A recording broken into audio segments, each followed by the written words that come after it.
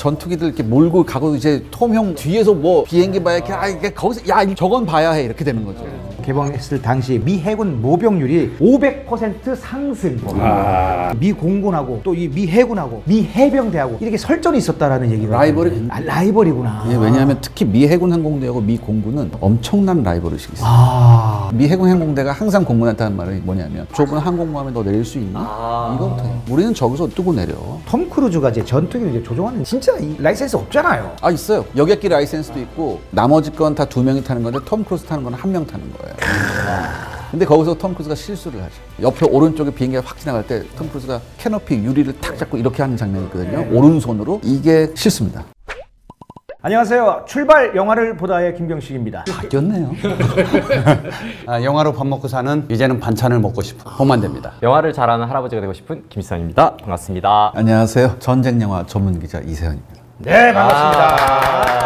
왜 모신지 아시잖아요. 나오니까 댓글이 뭐 그냥 엄청나게 그냥 환영하고 호의적이고 그냥 난리가 났었습니다. 저는 근데 이 프로가 전쟁 영화 전문 그런 거인 줄 알았어요. 아니 본인을 위해서 프로그램을 바꾸시려고 합니다. 아니 그래서 또 부르겠다 했는데 없더라고요. 그 소식이. 그래서 너무 또 전쟁만 다루게 따뜻한 얘기도 필요하니까. 모든 장르의 영화 또 우리 전문가분들이 또 꼽아주시는 영화. 그때 제가 그래서 제작진한테 얘기했거든요. 전쟁 영화 하는 게 아니라 서부 영화. 그렇지. 그 다음에 애니메이션. 그렇지. 제가 제일 하고 싶은 게 디즈니의 인어공주 실사예요. 저 그거 너무 하고 싶어요. 인어공주 실사 성인 버전 얘기하시는 근데 그러니까 인어공주 실사. 저는 인어공주 만약에 실사를 우리 여기서 한다. 제가 여기서 나서 한다. 최고 조회수 제가 보장합니다. 이야. 인어공주까지. 왜냐하면 제가 좀 묘한 버릇이 있어요. 제가 세 분한테 여쭤보고 싶은데 영화 보다가 앞에 한 15분 봤는데 영화 마음에 안 들어요. 그럴 때 어떡하세요? 저는 5분을 넘어서서 재미가 없으면요 끕니다. 냉정하네요. 영화관에서는 어쩔 수 없지만 봐야 되지만 집에서 볼 때는 좀 빨리 돌리기를 하죠. 김 작가님. 저는 어렸을 때부터 꿈이 스크린으로 보고 싶은 게 항상 꿈이어서 집에 이제 작게 스크린을 설치해 놓고 거기서 보기 때문에 버튼을 누르는 게 불편한. 그래서 이제 끝까지 보는 환경 자체를 영화 극장처럼 비슷하게 해놔서 일부러 이렇게 좀 보고 있어요. 저는 제가 봤을 때 영화가 황당하거나 마음에 안 들잖아요. 제가 이상하게 다른 세계관이 겹쳐요. 네, 다른 세계관이 겹쳐서 제 눈에는 다른 세계관의 영화로 이렇게 들어오거든요. 오은영 선생님을 만나고 싶은데. 그래서 나중에 진짜 인어공주 실사를 하게 되면 꼭 해보고 싶어요. 인어공주 실사편을 하게 된다면은 다시 한번 또 모시도록 하겠습니다. 고전 서부 영화도. 서부 영화는 진짜 한번 같이 다뤄보면 너무 재밌을 것 같다는 생각. 서부 영화는 이게 뭐 1, 2, 3회로 갖고 오면 안 돼요. 서부 영화만 1년을 할 수가 있어요. 맞아요. 전 주로 마카로니 웨스턴 쪽으로. 가장 재밌는 쪽. 갱스터 무비도 좋아하시고. 네. 서부 영화 중에서도 정통 서부 진짜 그런 얘기 개척 시대 그게 있고 약간 이제 그 에스파뇰이라는 세뇨리타 여기서 나오는 그런 제 서부가 있어요. 마카로니 웨스턴이라고 하죠. 그걸 마카로니 웨스턴. 네. 그런 쪽도 좀 괜찮더라고요. 그렇죠. 자, 우리 이제 본래 주제로 돌아가서 지난번에 출연하셨을 때 뭐 시청자 여러분들이 전쟁 영화를 실제 있었던 이야기와 함께 들으니까 너무 몰입되더라. 너무 칭찬들이 엄청나게 많았어요. 군사 전문가님께 한 가지 궁금한 게 있어서 여쭤보는데 미국이 세계 최강이라고 불리는데 군사력은 어떻게 비교를 하는 겁니까? 그러니까 이제 보통 미국이 군사 세계 최강이다. 일단은 말씀하셨듯이 국방 예산 쓰는 게 차원이 다르니까. 그다음에 우리가 요즘 이런 거 가끔 언론 보면 이런 거 많이 쓰죠. 와, 우리나라가 군사력 세계 5위다. 몇이다, 몇이. 예, 와, 근데 뭐 글로벌 파이어파워 지수에 하면 우리가 5위고 뭐 일본이 밑에 있고 막 이렇게 되는 거거든요. 그거 어떻게 평가를 하는 거예요? 근데 이거는 특히 여러분 GFP 지수는 절대 믿어서는 안 됩니다. 우리나라 언론이 지금 반성해야 되는 게 이거를 금과 억조로 쓰고 있어요. 전혀 안 되는. 이거는 어떤 공신력도 없는 지수고 해외에서는 이 지수를 언론에서 절대 안 씁니다. 그다음에 논문 쓰는 사람들 있죠. 이런 사람들 절대 참고를 안 해요. GFP 지수는 뭐냐면 이 나라가 대충 GDP가 얼마고 병력이 얼마 있고 탱크가 몇 대 있고 대충 이런 거를 정량적으로 해석해서 하는 거거든요. 근데 그 나라의 전투력은 장비뿐만 아니라 이 나라의 수준, 그다음에 이 나라의 전쟁 수행 능력, 군인들의 훈련 수준 이런 것도 여러 가지를 고려해야 돼요. 제가 하나 말씀드릴게요. 우리가 GFP 지수로는 5위잖아요. 네. 북한이 몇 등인 줄 아세요? 7등, 9등? 7등, 9등? 22? 20위 정도로 밖으로 떨어져 나갔을 것 같아요. 왜냐하면 그 경제 상황이 안 좋잖아요. 북한이 36등이에요. 거봐. 자, 그런데 여기서 우리가 생각해봐야죠. 5등하고 36등하고 상대가 안 되잖아요. 그런데 왜 맨날 우리가 북한한테 군사적으로 시달리죠? 이건 도대체 어떻게 설명할 거예요? GFP 지수엔 더군다나 전략 핵무기 지수가 안 들어가 있어요. 그걸 말할 필요도 없죠, 사실. 그렇죠. 프랑스하고 영국이 우리 밑이에요. 걔네는 원자력 잠수함에다 원자력 탄도미사일까지 있거든요. 핵탄도미사일까지 있거든요. 이걸 어떻게 그래. 심지어 요즘에는 사이버 공격이 굉장히 중요한. 그렇죠. 네, 그런 지수도 정량화할 수가 없잖아요. 근데 그 이제 말씀을 듣다 보니까 원래 1등하고 있는 사람은 2, 3등은 관심이 없잖아요. 그렇죠. 아니, 뭐 지표를 세워 나는 계속 1등인데 아니 5등이나 7등이나 니네들끼리 하는 얘기야. 미국의 입장에서는. 네, 이렇게도 얘기할 수 있을 것 같고 싸워봐야 아는 거 아니에요. 싸워봐야 알죠. 지금 GFP 지수에 의하면 러시아가 세계 군사력 2위였는데 우크라이나하고 전쟁을 3년을 했어요. 그러니까. 그치. 단기전으로 끝날 줄 알았던 이 우크라이나 러시아 전쟁이 이게 벌써 지금 3년째예요. 아무리 유럽과 미국이 군수 지원을 해줬다고 한들 지금 국력 자체가 상대가 안 되는데 이렇게 싸운다고? 놀랄 정도거든요. 그러니까 이게 GFP 지수는 절대 맹기상하시는 안 됩니다. 만약에 어떤 언론에서 그게 나왔다. 앞으로 그 방송사는 안 보시면 됩니다. 언론을 믿지 말라. 그러니까 뭐 언론 자체가 아니라 이제 이거 비행기 몇 대다, 탱크 몇 대다, 뭐 육군이 뭐 몇만 명이다. 이게 사실은 전면전으로 펼치게 되면 그 의미가 이제 점점 과학의 기술의 발달에 따라서 다르다. 그게 다 참고만 할 뿐이지 그걸 갖다가 지표로 삼으면 안 된다라는 절대 얘기 안 돼. 말씀하시는 거예요. 전교 1등만 의미가 있다. 소위 말해서 잔잔바리는 필요 없고 아, 감독님 말씀이 딱 이해가 확 반찬 많아봐야 필요가 없어요. 그냥 딱 메인이 뭐냐. 근데 미국 항공모함 같은 경우는 전 세계에 다 배치가 돼 있어요. 11척이 있죠. 와. 앞으로 미국은 요 항공모함 수를 조금 더 늘릴 계획이고. 더 지금보다도 왜냐하면 중국이 이제 미국을 따라서 미국하고 비슷한 급의 항공모함을 이제 계속 만들고 있거든요. 미국은 이거예요. 대만, 필리핀 연결해서 일본까지 연결되는 선 밖으로 못 나오게 하는 거죠. 중국 해군이 못 나오게 하는 거예요. 그럼 이렇게나 많이 만들면 불안하지 않나요? 소위 말해서 중국이 우리도 좀 이렇게 미국 너네들처럼 그런데 우리도 좀 지평선을 넓혀보겠다. 그런 건 있는데 지금 중국의 전략은 뭐냐면 중국이 항공모함도 만들고 막 하면 방금 말씀하신 거죠. 중국이 이제 태평양으로 진출하려고 하는구나 이렇게 딱 생각하잖아요. 근데 실제 중국의 지금 모든 전략을 보면요. 자기네도 이렇게 1도련선이라고 해놓은 거 있거든요. 도련선이 뭐냐면 섬들을 연결하는 선이에요. 이 1도련선으로 미국의 해군력이 들어오지 못하게 막는 거예요. 그렇다면 얘네가 항공모함을 왜 만들었냐. 일단 대만 문제도 있고 그다음에 인도가 항공모함이 있고 미 함대가 들어올 때 최대한 밖에서 맞아서 싸우자 이거예요.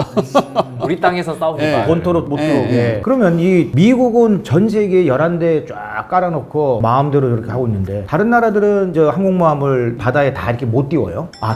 돈이 돈이 있으면 돼요? 아 돈이 있으면 그게 이게 떠다니는 도시 같은 거잖아요. 네. 그냥 거의. 그 항공모함 하나 한 척에 한 6,000명 타요. 6,000명이요. 그리고 항공모함 하나가 딱 뜨는 게 아니잖아요. 항공모함이 한 척에 가기 위해선 함대가 따라다니잖아요. 아 그러네. 그 비행기도 항공모함 한 척에 뭐 수십 대 있잖아요. 적게는 60대, 많게는 예전엔 80대까지 넘어. 오우 그래요. 이런 게 있어요. 그렇게 비행기 항공모함이고 뒤에 이제 해병대도 따라다니거든요. 근데 해병대 상륙함이라고 있어요. 그렇죠. 이렇게 크게. 상륙함이 있는데 그런 거 말고 근데 상륙함인데 항공모함하고 비슷하게 생겼어요. 그래요? 예, 그리고 거기에 심지어 F-35B라는 전투기도 탑재가 돼요. 한 3, 40대 들어가 있어요. 근데 미국은 죽었다 깨어나도 걔는 항공모함이 아니라고 하죠. 상륙함이야. 상륙함이야 이렇게 얘기해요. 그 이유는요? 원래 우리가 상륙함으로 만든 거야. 왜냐하면 밑에서 LST라고 해서 이제 상륙함도 나가고 그래요. 그럼 그거 왜 위에다 비행기는 왜 실어하냐? 아, 이거 지원해야 될 거 아니냐. 그러니까 우리 한꺼번에 다 하는 거다. 사이즈가 다르네.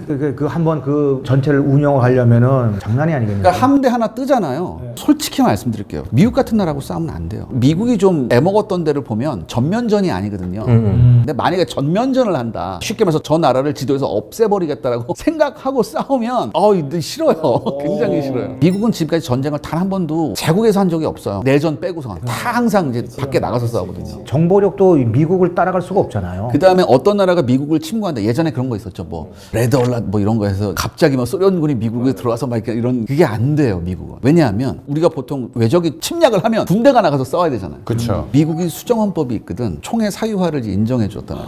그래서 미국 내에 있는 민병대만 한 몇십만 된대요. 미국인들은 자기 나라 이제 함대, 전투기 뭐 이런 거에 자부심이 대단할 것 같아요. 실제로 미국에서 파일럿의 인기가 많습니다. 경쟁률 높죠? 어마어마한 경쟁률 높을 것 같아요. 해군사관학교 가서도 다 그거 해군 항공대로 빠지려고 하고 해병대 가서도 해병 항공대로 빠지려고 하고 특히 미국은 미 해군에서는 특히 항공병과가 파워가 어마어마합니다. 계속해서 태평양 함대 사령관이나 이런 사령관이 항공병과 쪽에서 나와요. 해군 안에 항공병과가 있는 거예요? 그렇죠. 미국은 공군이 세 개잖아요. 공군, 미 해군 항공대, 해병 해병항공대 이렇게 공군이 3개예요. 뭐 말 나온 김에 그러면은 오늘 소개할 영화를 소개해드리도록 하겠습니다. 미 해군 파일럿의 이야기를 소재로 한 영화 탑건 매버릭입니다. 이 영화는 뭐 개봉 당시에도 엄청난 전 세계적으로 흥행을 성공했었잖아요, 그렇죠? 네, 그쵸. 이게 탑건 1986년에 나왔던 원작도 워낙에 사랑을 받았던 작품인데 사실 그 이후로는 이 작품이 아예 소식이 없다가 최근에 들어서 2022년에 돼서야 탑건 매버릭이라는 영화로 거의 30몇 년 만에 돌아와서 했기 때문에 굉장히 사람들 반응이 뜨거웠고, 그리고 그때 시점이 조금은 뭐랄까 탑건 매버릭이 굉장히 중요한 시점에 있긴 했었거든요. 왜냐면 저희가 팬데믹으로 인해서 굉장히 극장에 대한 관객들 수요가 많이 줄어드는 상태였어요.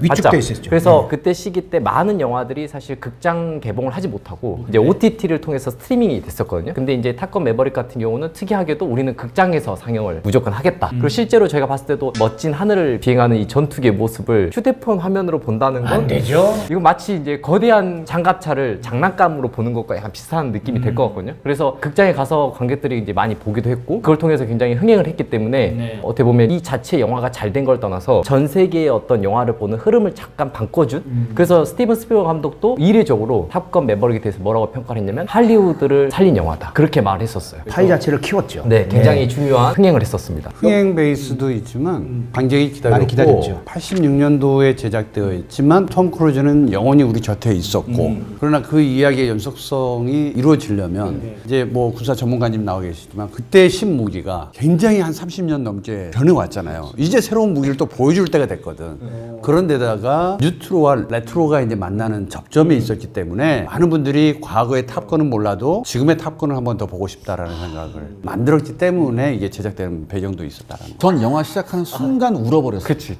아 이런 거 이런 거. 왜냐하면 탑건 1에서 첫 번째 거에서 까만 화면에 갑자기 종소리가 띵. 네 그렇죠. 예. 두 번째 그 탑건 매버릭을 보는데 갑자기 그게 시작돼 띵. 거기서 좀 울어버렸어요.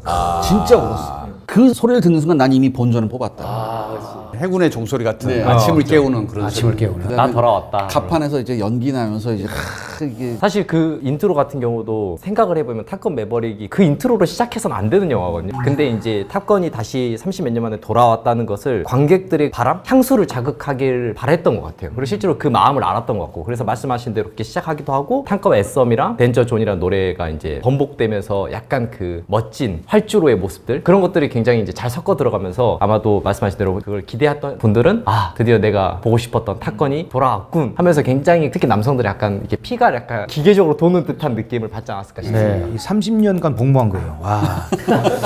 오랫동안 우리는 기다려 왔었잖아요. 저는 이 영화가 어떤 스타일로 우리한테 다가올까도 되게 궁금하긴 했지만 대충은 이제 예상을 하잖아요. 적이 있고 내가 있고. 근데 이게 비행 속도를 초반에는 몇 가지 찍느냐라고 이제 굉장히 관건으로 나오잖아요. 이게 기대심이었다라는 거지. 근데 늙었어요. 탑건이 늙었다. 이건 뭐냐면 그때 열정적인 속도에 미쳐 있는 한 남자의 사랑의 속도가 있었다면 이건 느려요. 굉장히 중후하고 느리게 가는, 그리고 기대는 측면이 굉장히 강한 한 남자의 모습이 보여졌기 때문에 나는 이 중년에서의 보는 파일럿의 모습이 굉장히 더 포근하고. 그래요. 영화 탑건 매버릭 내용을 모르시는 분들 위해서 한번 조금 얘기 좀 해주십시오. 최고의 파일럿 매버릭 미첼은 모든 게 이제 기계화된 전쟁터에서 인간의 한계에 도전하면서 끊임없이 과거와 싸우는 전설적인 파일럿으로 등장하는데요. 네. 어느 날 비밀 임무 수행을 위해서 자신이 졸업한 훈련학교 교관으로 발탁되면서 최고의 파일럿들을 훈련시키는 하나의 팀으로 만들어갑니다. 탑건 원작에서는 교관이 있었고 그 교관으로부터 훈련을 받는 학생이었는데, 이제는 탑건 매버릭에서는 본인이 이제 교관이 돼서 이제 이 학교에서 학생들을 가르치는 거죠. 그렇게 이제 혼자서 무언가 임무를 수행해 오고 뛰어남을 보였던 매버릭이 자신이 알고 있던 것을 가르침으로써 팀을 만들고 그 팀을 통해서 극한의 임무를 수행하고 성공하는 이야기가 바로 탑건 매버릭이 되겠습니다. 자, 이 탑건 매버릭 사실 스토리는 반전이 있고 막 대단하고 막 이 스토리가 이런 얘기 이거 아니잖아요. 이거 사실 클리셰로 점철돼 있죠. 그렇죠. 네. 그럼에도 불구하고 이 영화가 그렇게 사랑을 많이 받고 지금도 생각하면 이제 가슴이 이게 벌렁벌렁거리는 이런 영화가 되기에는 어떤 요소들이 있었을까요? CG 아니면은 뭐 배우들의 매력 뭐가 있었을까요? 저는 이제 전투라든지 군사적인 어떤 설명들 그리고 요원들 이렇게 다 나오지만 정작 이것은 중후해진, 아직도 결혼 안 하고 혼자 사는 한 남자가 다시 사랑을 꿈꾸는, 그리고 이제는 내가 조종기에 올라서 내가 속도를 제어했지만 이제는 속도를 제어당할 수 있는 그런 위치에 있는 한 남자의 이야기로 가야 된다. 뻔한 줄거리 같지만 그 깊이로 들어가잖아요. 사랑이에요. 사랑을 깔지 않으면 또 이게 영화가 깊이가 또 없어요. 그렇죠. 그러니까 전편을 우리가 86년도작을 보면은 속도에 미쳐 있는 남자가 전투에 가게 되고 또 교관이었던 장조랑이 이렇게 또 사랑에 빠지고 뭐 이런 이제 러브라인이 좀 많이 공개가 됐었잖아요. 근데 지금은 늙었다라는 거죠.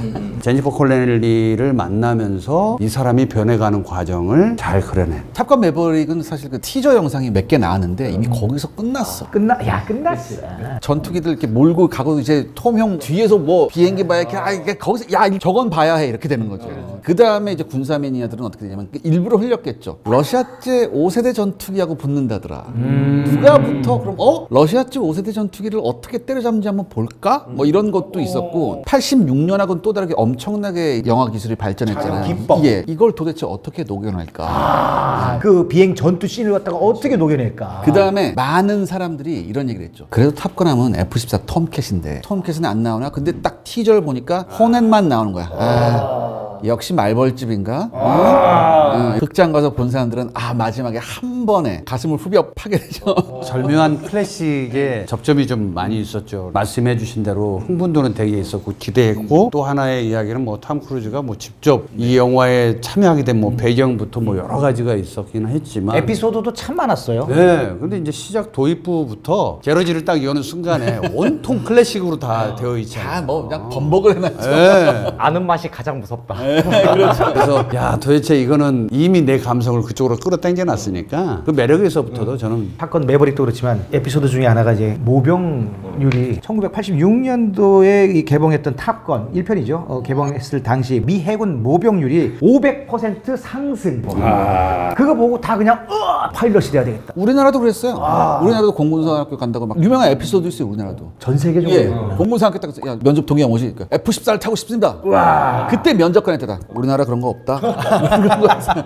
진짜 없었어요? 네, 진짜 그랬어요. 이거 F-14는 안 팔았어요. 70년대 당시 미국하고 아직 이란이 혁명이 안 났을 때 굉장히 어마어마하게 친한 이란한테만 팔았어요. 그 정도. 그러니까 그때 당시 F-14는 지금으로 치면 거의 F-22 랩터급이었어요. 안 팔았어요, 절대. 약간 이번 영화는 제가 볼 때는 큰 줄기에서 보면 많은 것이 기계화 돼가고 있는 현장에서 인간이 그럼 무엇을 할 것인가, 그럼에도 불구하고 인간은 필요하다라는 거는 전체적으로 깔고 있는 메시지잖아요. 그렇기 때문에 보신 분들 입장에서는 파일럿이 돼야 되기보다는 프로그램을 짜는 쪽으로 약간 갈 수도 있겠다. 네, 약간 드론 이렇게. 그렇죠. 요즘 뭐 군사기술 보니까 꼭 비행기를 직접 타는 게 아니라 그러니까 그 본부에서 드론 조종을 안 해서 그걸 하던데 보니까 영화 어디서 봤는지 모르는데 그걸 하면서 격추시키고 외국까지 날아가가지고 드론이 굉장히 먼 거리까지 가더라고요. 드론이 아니지, 그건 무인 비행기라고. 그러니까 무인 비행, 그러니까 지금 6세대 전투의 개념이 사람 타는 건 한 개고 주변에 4-5개의 무인기가 있어서 걔네가 나가서 싸우는 거예요. 5세대 전투기까지만 하더라도 막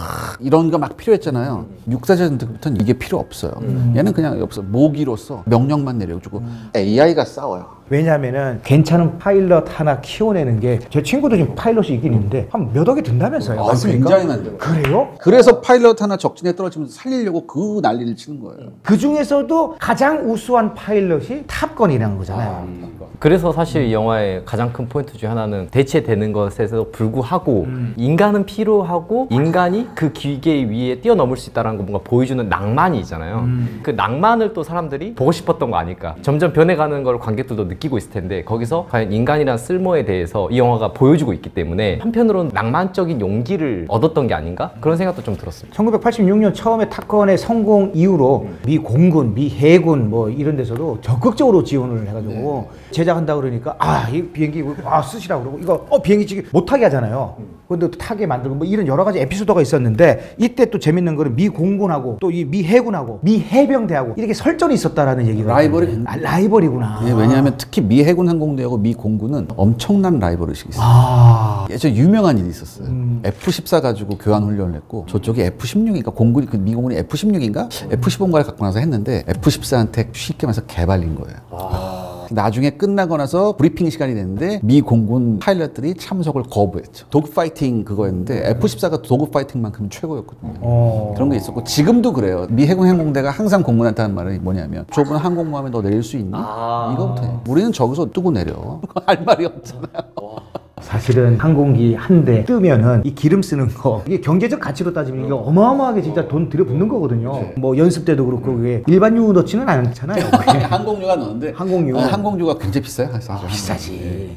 왜요? 아니 그 비싼 걸 보는데 소위 말해서 포르쉐 사놓고 기름값 얘기하는 게 지금 없어 보이잖아요. 그러니까 제일 좋은 거에는 제일 좋은 거를 옥탄가 높은 거. 그러니까 항공유가 제일 옥탄가가 높은 겁니다. 항공유 여러 가지 첨가물이 들어가고 만땅에 얼마예요? 중요한 거 말씀드릴까요? 미국은 탱크에도 항공유를 넣어요. 그런 애들. 와. 차원이 다른, 그러니까 저런 상대하고 그러니까 가끔 우리나라도 있어요. 야, 우리가 미국하고 싸우면 어떨까? 뭐 이렇게 중국이 미국하고 붙으면 어떨까? 러시아 군 관계자한테 가서 미국하고 붙으면 어떨까? 왜? 그런 흉악한 생각을 왜 하지? 뭐 이런 얘기를 해요. 그렇지, 그러겠죠. 싫어 이거죠. 그렇죠. 피하려고. 저는 그리고 사실은 미국을 보면 뭐 중국도 요즘에 보면 군인들에 대한 어떤 영화들이 많이 나오고 있잖아요. 근데 미국은 원래 그걸 오랫동안 해온 나라이기 때문에 말 그대로 기계가 전쟁하는 건 맞는데 어쨌든 간에 기계를 조종하고 만드는 건 인간이고 그 인간이 조국에 대한 충성, 애국심 이런 것들이 또 밑바탕이 돼야 한다고 생각하거든요. 그것도 미국은 굉장히 대접을 크게 해주는 것 같아요. 항상 영화로도 계속해서 이렇게 또 보여주고 있고 그래서 그런 것들에 있어서도 다른 나라에 비해서 저는 앞서지 않나? 다시 탑건 매버릭으로 돌아가서 톰 크루즈가 이제 전투기를 이제 조종하는 진짜 이 라이센스 없잖아요. 아 있어요. 여객기 라이센스도 있고 원래는 그 전투기도 자기가 조종하겠다고 했는데 미 해군 항공대 규정상 민간인이 조종을 못하게 돼 있어요. 그래서 그건 안 됐죠. 대신 설정은 거기 F-15가 여러 대가 나오잖아요. 나머지 건 다 2명이 타는 건데 톰 크루즈 타는 건 1명 타는 거예요. 근데 거기서 톰 크루즈가 실수를 하죠. 옆에 오른쪽에 비행기가 확 지나갈 때 톰 크루즈가 캐노피 유리를 탁 잡고 이렇게 하는 장면이 있거든요. 오른손으로. 이게 실수입니다. 오게티군요. 왜냐하면 다시 봐야지. 왜냐면 조종관이 가운데 있어요. 조종사가. 그렇죠. 톰 크루즈가 오른손잡이거든요. 네. 항상 조종관에서 손을 놓으면 안 돼요. 근데 여기서 이렇게 해버린 거예요. 다리 사이에 이렇게 끼고 이렇게 하진 않았을까요? 큰일 나죠. 안타깝지만 지금은 자율주행이 안 된다. 네, 아직 공간이 넓으니까 잠깐 이렇게 할 수는 있잖아요. 이게 굉장히 극박한 상황이었어요. 모의 공중전하면서 확 지나가는 걸 이렇게. 놓으면 안 되는 그때 진짜 공중전이었을 거예요. 공중전 상황에서 이걸 놓으면 안 되잖아요. 근데 사실 이게 되게 재밌는 오게티인 것 같기도 한 게 반대로 생각해보면 탑건의 원작 시리즈하고 이 2022년에 나온 매버릭하고 전투기 안에서의 그 장면들도 되게 재밌잖아요. 그 안에서 공간에서 벌어지는. 근데 그거에 대한 차이가 되게 있다고 보거든요. 어떤 차이가 있냐면은 원작 같은 경우는 카메라가 당연히 지금처럼 내부에 달아놓고 촬영을 할 수 없었기 때문에 클로즈업 샷을 위주로 돼 있어요. 그래서 인물의 약간 고독감을 깊게 보여주는 건 맞지만 행동 반경이 넓진 않거든요. 또는 풍경이 후 배경을 등장하지 않거나. 근데 이 매버릭 같은 경우는 후 배경을 보여줌으로써 속도감을 더 잘 느끼게 해주고 아무래도 말씀하신 것처럼 오게티이긴 하지만 동작의 자유로움이 느껴져 버리는. 그래서 약간 클로즈업 샷보다는 좀 더 약간 바스트 샷에 더 가까운 씬들이 더 매버릭에 많이 등장합니다. 많이 등장한다. 네, 그게 어떻게 보면은 우리에게는 전투기의 속도감을 느끼는 재밌는 장면이기도 하지만 이런 오게티도 발견할 수 있는 그런 게 아닐까 싶어요. 오게티를 보통 편집에서도 골라내릴 수도 있죠. 그러나 그 필요하다라고 생각되는 장면, 그것이 특별하게 문제될 수는 있지만 기술적으로는. 근데 이 장면을 위해서는 톰 크루즈가 했던 이 장면 스스로가 되게 매력적으로 보일 때는 편집 때는 또 그렇게 쓸 수도 있죠. 첫 번 봐서 몰라요. 두세 번 봐야지 그게 눈에 들어와요. 사실은 이제 조건이 좀 있었잖아요. 우리가 이제 들리는 여러 가지가 있었지만 톰 크루즈가 라이센스도 있었지만 감독에게 제시한 게 내가 직접 하겠다. 모든 걸 직접 하는 걸 좋아하니까 직접 하겠다라는 조건이 되면 난 하겠다 하고 툭 던졌는데 잠깐만 있어봐. 하고 내가 설득해볼게 하고 해서 이렇게 해서 너 할 수 있대. 할 거야? 그럼 해야죠 라고 했는데 역시 시나리오도 상대적으로 매력적으로 좀 다가왔던 게 있었고. 다른 배우들은 어떻게 합니까? 다른 배우들은 이제 대부분 후방석에서 찍었다고 하더라고요. 아니면 스튜디오 안에서 찍던가. 거의 스튜디오고요. 컴퓨터 그래픽으로 또 이제 카메라 자체가 아이맥스 카메라이기 때문에 이 안에서 우리가 생각하는 그 이상을 컴퓨터 그래픽으로 재현할 수가 있으니까 충분히 그거는 얼마든지 가능하다고 생각하시면 됩니다. 나는 왜 그러냐면은 파일럿의 연기가 엄청 고난이 돌 것 같아요. 눈 위주로 연기를 해야 되는 거 아니에요? 그렇죠. 그래서 저는 이제 이게 되게 중요했던 게 톰 크루즈의 지시사항 중에 하나가 그 배우들한테도 파일럿과 거의 똑같은 유사한 훈련을 다 받아야 된다라는 게 조건이었잖아요. 그래서 배우분들이 저걸 정말 하고 싶어 하지 않는 것 같기도 한 되게 위험한 훈련들을 해왔잖아요. 그러니까 극한의 훈련들을 경험하고 실제로 파일럿 뒷좌석이라도 타는 경험들을 했던 것이 결국에는 그 배우들에게 굉장히 어떤 영향을 많이 줬을 거라 저는 생각하고 있습니다. 그러니까 그 중에서 저 촬영 중에 한 배우 마일즈 텔러는 이제 전투기에서 내린 후에 심한 두드러기가 나가지고 긴급히 이제 병원에 실려간 적도 있다고 해요. 이 혈액 검사에서 전투기용 제트유가 검출됐다. 아 이게 그 가끔 그게 항공유 기화 유증기 같은 게 나올 수도 있어요. 그걸 마심으로써 네. 이 몸에서 이제 안 받아가지고 두드러기가 네, 그럴 이제 수도 난 있죠. 거죠. 실내가 밀폐된 공간이. 그래서 이제 항상 이제 산소 마스크 끼고 있고. 네. 와. 그러니까 이 전투기라는 건 우리가 보통 전투기라는 걸 어떻게 이해해야 되냐면 절대 비행기가 하지 말아야 될 행동만 하는 비행기가 전투기예요. 진짜 네. 극한의 직업이구나. 그러니까 비행기가 해야 되는 일은 뭐냐면 여객기예요. 그러니까 날개도 길고 양력도 많이 받는 게 이거예요. 그다음에 아주 천천히 가고 천천히 내리고 이거예요. 전투기는 절대 비행기가 하면 안 되는 짓만 골라 하거든요. 그러네요. 톰 크루즈 같은 경우는 대역을 쓰지 않고 본인이 이게 직접 아까도 비행기 말씀하신 F-18 탈 수 있도록 3개월 본인이 이제 훈련을 받아가지고 탔었잖아요. 대역을 안 써서 본인이 계속 고집하는 이유는 이제 본인의 이제 성향 때문인가요? 그렇죠. 혹자는 톰 형이 편집, 캐스팅 뭐 이런 것까지도 다 카메라 제어들도 직접 했다는 얘기가 있어요. 아니 근데 사실 탑건은 톰 형을 빼고서는 이제 이게 성립이 안 되는 영화잖아요, 사실.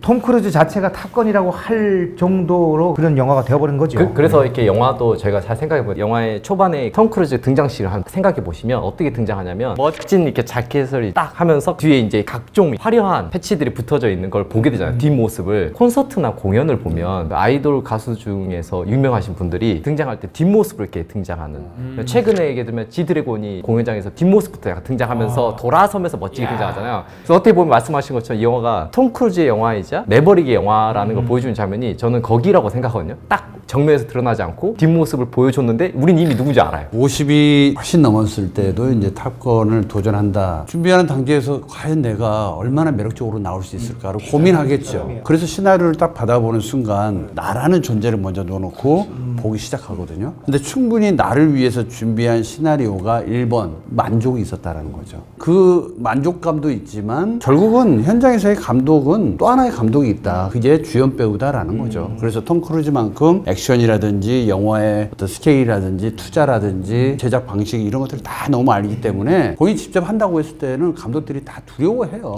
왜냐하면 그래서 이제 위험한 장면 좀 뒤로 빼고 좀 찍으면 더 좋겠고 어차피 훈련도 필요하니까. 하지만 이제 매번 감독들을 당혹스럽게 만드는 배우가 이제 또 톰 크루즈니까. 그 유명한 에피소드가 있어요. 에피소드 많죠. 그 예전에 미션 임퍼서블 2에서 존 우가 감독했죠. 553이 감독했는데 오프닝에 절벽 오르는 씬이 있잖아요. 저거 꼭 해야 되냐? 해야 된다.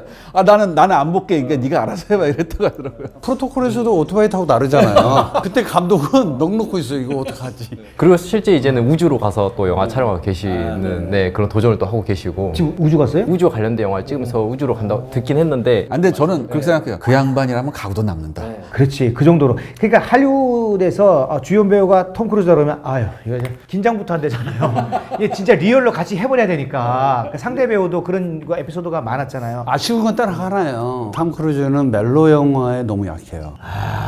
그래서 이제 와일드 와이드 샷 찍었을 때 이 친구는 멜로를 정말 못한다. 아유, 다 말하면 어떻게 우리 톰 형한테. 아니, 근데 그 정도면 만족해요. 거기는 좀 그랬어도 사실 제리 맥과이어 같은 건 굉장히 좋았잖아요. 또 한편으로 괜찮았는데 좀 진심으로 다가가는 거에 대해서는 약간 조금 미진함이 좀. 예전에 칵테일도. 칵테일을 칵테일에서의 톰 크루즈의 모습은 거의 완벽 그 자체였거든요. 그러니까 그거는 이제 약간의 남성미를 자극시키는 정도의 것. 늘 빠지지 않죠, 남성미 자극은. 여기서도 나와요. 그러니까 좀 질투를 좀 해보자고요. 너무 칭송을 하고 있으니까.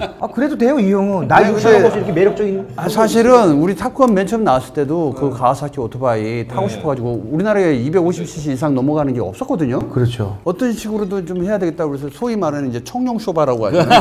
오토바이 굉장히 뒤에 높은 거. 그때 많은 분들이 비행기를 못 타니까 오토바이라도 타자 하고 헬멧 대신에 선글라스 꼈잖아요. 눈물이 나와가지고 타지를 못해. 근데 이게 너무 판타지로 제공을 해놓으니까 그러니까 이 영화 자체가 톰 크루즈가 너무 매력적으로 나왔던 것들이 있었다. 원작에도. 근데 감독님 말씀이 저는 영화에서도 좀 드러난다고 생각하거든요. 왜냐면 이 영화를 보고 있으면 사실 각종 이동수단이 다 나오잖아요. 처음에 오토바이 나왔다가 협찬이고요. 요트 나왔다가 포르쉐 나오죠. 네, 포르쉐 나왔다가 협찬이고요. 전투기 나왔다가 아, 포르쉐는 자기 거예요? 난 그렇게 알고 네, 있는데. 마지막에 협찬 나오고. 받아도 자기 것도 이거 다 그렇습니다. 근데 이제 나오는데 특히 이제 요트 씬 같은 경우는 이제 펜이 어떻게 보면 이 영화에서 되게 중요한 인물인데 펜이와 이제 요트를 타는 씬에서는 말씀하신 대로 약간 낭만 씬이잖아요. 어떻게 보면 이제 로맨스 씬인데 보고 있으면 요트 타는 게 더 신나 보이는 듯한 느낌을 주거든요.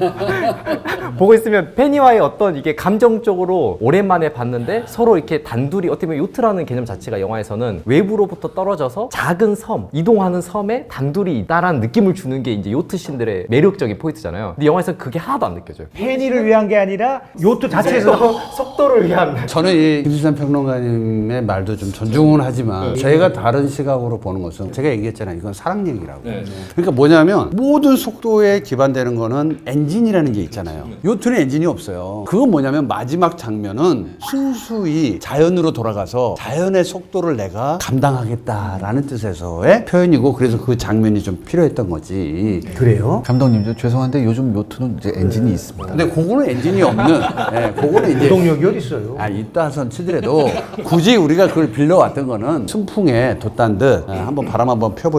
자, 그리고 바에서 행맨이 주크박스 8과 6을 이제 눌러가지고 노래를 부르는 장면에서 이제 1986년을 뜻하는 거라고 하네요. 매버릭은 이제 카드가 거절된 후에 이제 86이 86이 그냥 재밌게 볼 수 있는 장면 중에 하나인데 이를테면 이제 86 버튼 눌러서 음악이 나오는데 그게 이제 1986년에 원작의 어떤 연도이기도 하고 또 미국에서는 은어로도 쓰긴 하거든요. 86이 이제 뭐 86이 뭐예요? 끝났다, 뭐 나가라, 아니면 품절됐다, 뭐 이런 식으로 은어로 약간 쓰이는 숫자이기도 하기 때문에 여기서 보면은 86 이후에 매버릭이 쫓겨나잖아요. 그런 것들도 약간 이어지는 장면이다라고 보시면 될 것 같아요. 이 영화에서 놓치면 안 되는 명장면 하나씩 추천해 주시면 좋겠습니다. 저는 사랑하는 제니퍼 코넬리를 만나러 담을 넘어가서 사랑을 나누러 가요. 여기에 남성미가 강한 그리고 전투기라고 하는 거, 군사 뭐 이런 요소들이 전부 남성색인데 어떻게 여성을 배치할 수 있을까를 좀 되게 고민을 했던 것 같아요. 그러다 보니까 이제 원작에도 이제 딱 나오는 한 줄이었잖아요. 제독의 딸과 문제를 일으킨 장본인이었다. 그래서 이제 제독의 딸로 설정을 해가지고 러브라인을 만들었는데 저는 그래도 제니퍼 코넬리랑 처음에 만났던 그 술집에서의 장면이 명장면이다. 저는 거기서 이루어지는 모든 시작의 요소들이 들어온 것 같아요. 그래서 지금 말씀하신 영화 시작할 때 땡 쳤을 때 눈물 흘렸다는 듯이 이 러브라인에 종을 한번 쳐주잖아요. 그랬을 때 그 조금 울림의 감정들이 좀 생길 것 같아서 저는 기대 이상으로 전투하는 모습도 봤지만 이 러브라인을 보는 맛도 굉장히 좋았거든요. 그래서 저는 그 장면을 조금 뽑아봅니다. 기자님은? 굉장히 유명한 장면인데 이제 교전이 벌어졌어요. 교전이 벌어져서 이제 러시아 제 5세대 전투기가 딱 가는데 이제 미사일을 딱 쐈잖아요. 쫙 맞을 줄 알았는데 얘가 이렇게 돌면서 이렇게 미사일이 확 빗나가는 장면. 그래서 바로 그걸 보고 톰 크루즈가 왔다 막 이렇게 해요. 그 장면인데 사실 그 엄청나게 매력적인 장면이에요. 사실 그 기동 자체가 있어요. 제로 그래비티라고 해서 그런 기동 자체가 있는데 여기에서 또 실수가 나오죠. 왜냐하면 그게 이거는 명장면이 돼버린 거죠. 제작진이 모른 게 아니라 알면서도 일부러 한 거예요. 왜냐하면 아슬아슬하게 피하면서 미사일이 아슬아슬하게 탁 나가잖아요. 근데 모든 미사일에는 근접 신관이 있어요. 그게 뭐예요? 그래서 근접 신관 뭐냐면 그 목표물에 빗나갈 때 가장 가까운 거리에서 터지게 돼 있어요. 근데 샥 지나간단 말이죠. 지나갈 수가 없는데 근접했을 때는 지나가는 게 아니라 거기서 팍 터져버린다. 근데 이거를 원래 너무 멋있는 장면을 보여주고 싶으니까 그냥 싹 한 거예요. 그러면 이제 전 세계 영화 팬들이 이제 거기서 팍 터져버리고 그냥 끝. 아니 그것도 이러면 큰일 나죠. 그러니까 우리가 왜 전에도 이제 그런 비슷한 얘기 했는데 현실적인 건 다 맞아. 정답이야. 근데 이분하고 시나리오 쓰면 너무 좋은 장면이 나온다라는 거야. 왜냐하면 만약에 그게 진짜 실제 미사일이 갔는데 근접거리에서 터져야 되잖아요. 그럼 우리는 NG로 본다는 거죠. 아니 안 맞았는데 왜 터져? 이렇게 본단 말이죠. 어쩔 수 없이 알지만 좀 피해가지 않았을까 싶어요. 그러니까 기자님한테 얘기를 듣고 이런 무기에 대해서 어느 정도 이 상황 F-18, F-14 이런 또 미군의 이 약간 밀고 댕기는 미 해군, 미 공군, 미 해병대 이런 관계까지 알고 보면은 더 재밌다. 이 얘기가 되겠네요.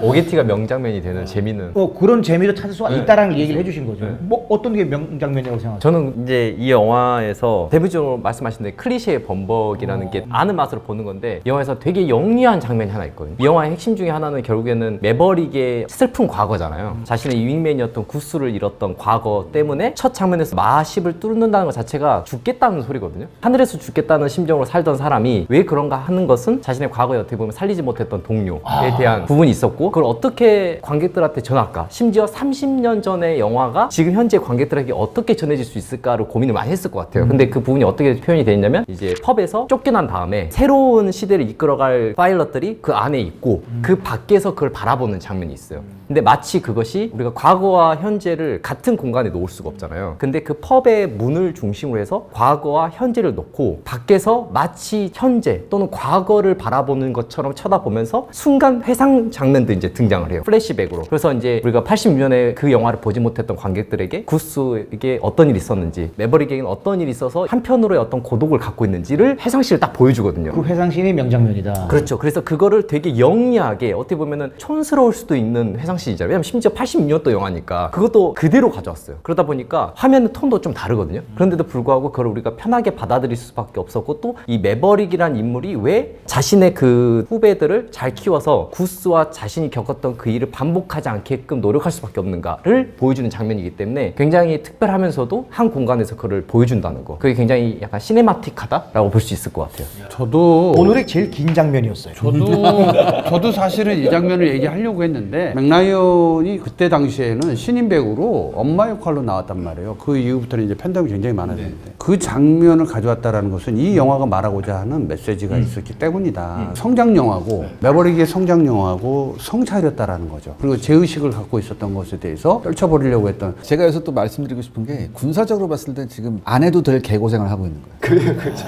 네, 그냥 B2 스텔스 폭격기 보내서 벙커버스 떨어뜨리면 되거든요. 네, 그렇게 하면 되는 건데 괜히 이게 어디서 따왔냐면 1980년대 때 이라크에 있는 원전을 이스라엘 공군이 F-16 몰고 들어가서 때려부신 적이 있어요. 실제로? 예. 그거 모티브가 이거예요. 알겠습니다. 자, 오늘 얘기 어떠셨습니까? 뭐 사랑 얘기 분명히 들어갔으니까 또 그쪽 방향으로 또 얘기 잘 하셨네요. 네, 뭐 저는 영화는 꼭 한 번 보고 두 번 보고 세 번 볼 때마다 발견되는 지점이 있고, 더 보다 보면 이제 오게티도 빠지긴 하는데, 역시 사랑의 속도는 비행의 속도하고는 좀 다르다. 저는 그렇게 얘기하고 싶습니다. 어떠셨습니까 오늘? 이 정도의 낭만적인 영화에 속을 날이 또 올 수 있을까? 뭐 그런 생각이 듭니다. 극찬이네요. 어떠셨습니까? 저도 마찬가지예요. 저도 나이 예순인데 이 정도로 한다고? 이 정도로 나이 예순인데 사랑을 보여주고 낭만을 보여주고 그다음에 액티브한 걸 보여주고. 네, 알겠습니다. 자, 여기까지 하도록 하겠습니다. 다음 시간에 뵙도록 하겠습니다. 감사합니다. 감사합니다. 수고하셨습니다. 커다란 암흑의 공포가 짓누르고 있는 거예요. 빨리 저길 건너가야 되는데 줄 쭉 쓰고 있는데 이 줄은 언제 줄어들까? 근데 그 위로 또 오죠. 내가 어떻게 할 수 있는 상황이 아니에요. 그 어디도 안전한 곳은 없더라. 왜냐면 이제 배에 탔잖아요. 배에 타면 이제 가는 거예요. 배에 탄 병사들은 처음에 얼굴이 밝아요. 이제 유보트가 어뢰를 쏘니까 격침됐잖아요. 그래서 격침돼서 나오고 나면 또 여기에요. 난 또 여기란 말이에요. 그때 더 일그러지는 거죠, 이제부터. 똥을 싸는 것조차 허용되지 않는 전쟁터의 모습을 그 배에서도 가장 안정적일 때 사람들은 먹잖아요. 근데 그 먹는 순간 또 터지잖아요. 문제가 생기잖아요. 그러니까 이런 것들을 어떻게 보면은 생리현상과 의식주조차 해결하기 힘든 그 어떤 순간의 포인트들을 영화에서 되게 잘 잡고 있다라는 생각이 들어요.